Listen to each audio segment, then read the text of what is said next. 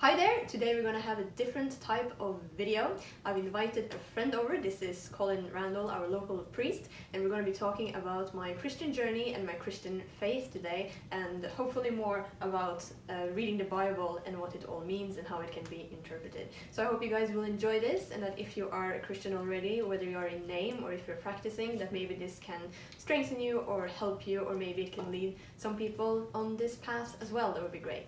So I hope you guys will enjoy this, and thank you very much. Please remember to subscribe and click the bell symbol if you haven't already. I first got to know you and your family when I was involved in your mother's wedding. Yeah. How did your journey sort of go before that, sort of before I met you? What sort of has been your spiritual journey through life sort of up till that point? I know that's, Well, there's been a lot. I started asking questions when I was very little, when I was wondering, is God real? What is out there? What does it mean to be human? What is life all about? And I think it was more philosophical then, which is why an author like Jostein Gaarder, which is a Norwegian author, he is a philosopher and he wrote Sophie's World. So he has helped a lot of people, and I think a lot of young people who have questions, and I just loved his work. And that introduced me to other philosophers, so I was just a very curious spirit, and I was reading a lot. Then eventually I became a teenager and started playing rock and roll, and then I was introduced through interviews and through music to extreme metal and the views, I think, and the philosophy that goes into it. If you look at Norwegian black metal specifically, where people, they take Satanism and they promote it as self-empowerment. You are on a quest for knowledge, and in their opinion, the Christian church always stood opposed to this. And you have the whole Illuminati order as described by Dan Brown, where you had these scientists and people who were on a pursuit for, how should I put it, evidence-based knowledge then, hard evidence-based knowledge.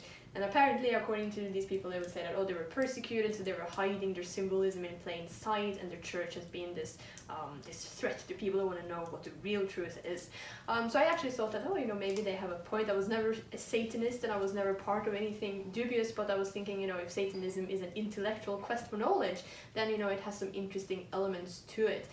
Then I came out of that, and I started looking into meditation and more new age, how should I put it, guidebooks and stuff, because I was dealing with stage fright, and if you meditate and you work on mental training, that can actually help you. I think it will very easily leave you with a sense of emptiness, because you're not necessarily praying for people or praying for your relatives or praying for yourself and praying for others, so you're taking that internal energy, and rather than sending it outwards, you're directing it inwards, because you're on a quest for self-empowerment. So eventually this led me to the Christian path, because I was curious. So in 2013 I came across a Bible in a hotel room, because they are putting them around everywhere, and I was curious because it has had such an impact and influence, the Bible, obviously. So I started reading it, and I thought, this is interesting. But then when it became very materialistic, and it spoke about how the altars were supposed to be with, precious stones, basically the Old Testament, I thought, maybe the conspiracy theorists are right. so it became so materialistic for me that I actually started believing in the conspiracy, and I didn't actually finish it. But then I came back again to the Christian faith when I bumped into the church in Southampton. I was just, new here, and I was walking around, and it was just such a beautiful church. And then I went to a church in Cheltenham as well, so I was curious, and I was looking at these beautiful places of worship, and I saw that people are looking for money for the churches, that they're struggling. And I was also reading about persecuted Christians worldwide, because you had this information that was that had been put out in these churches. And I was thinking about the sadness of this heritage that is English heritage, but also European heritage. If you look at the shared Christian bond, how sad it is that this is being neglected. So curiosity, and I think a love for heritage kind of brought me in. That was kind of how I was brought in.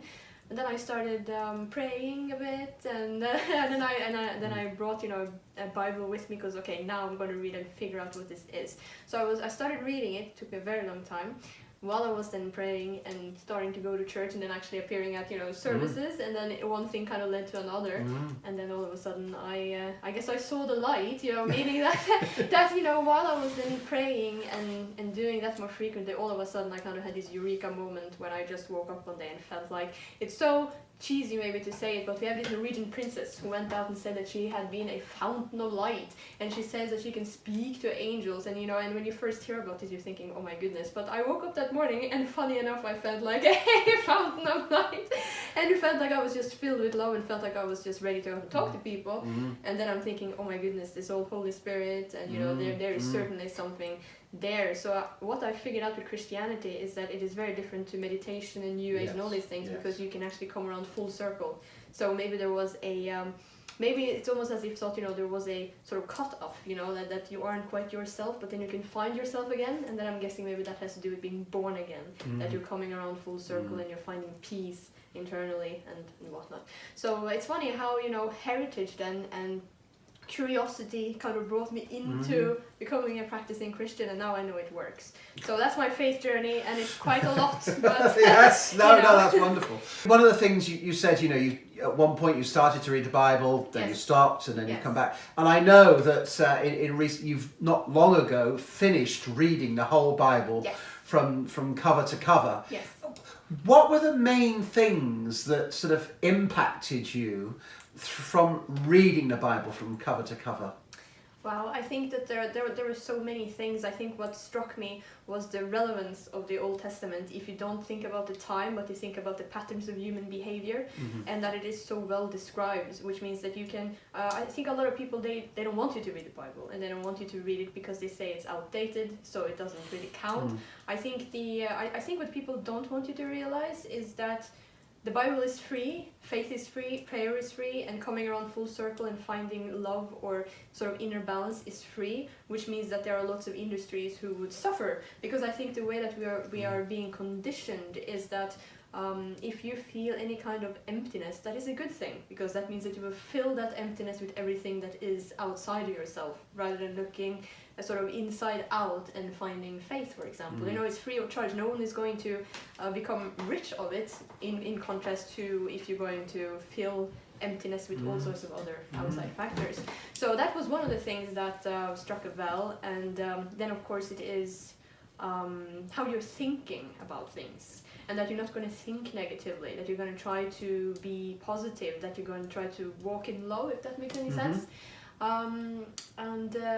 There's so much, when you're putting me on the spot, I'm coming with like and then it's also the divisiveness. I think the portrayal of Jesus is that he just loves everyone and everything, that it doesn't really matter how you behave. It's not, it's you don't have to think about your behavior, and that aligns with the culture that we have, that everything is okay.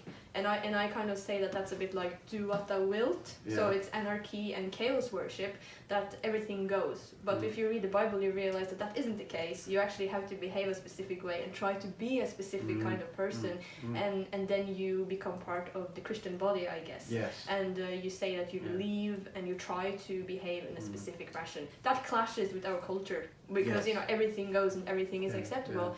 So it's actually, so then then I was thinking, so you can then say that Jesus is the divisive character because he's coming into a corrupt world and he's coming with the rescue plan, whereas Satan would probably then want everything to be like this in corruption, because you see my point, so that was something that I certainly thought about, because it clashes with the way everything is being portrayed.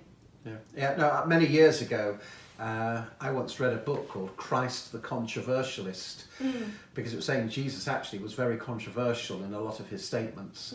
And of course he called people not just to just trust in him, but to repent. Yes. And that's a word that goes against the culture of our time. So I agree with you that that there is a lot that is challenging about Jesus. He certainly doesn't say everything's okay, just carry on as you are. No. He calls people to look at what they're doing, to realise when it's wrong, and to turn from the wrong things. So no, that's very interesting.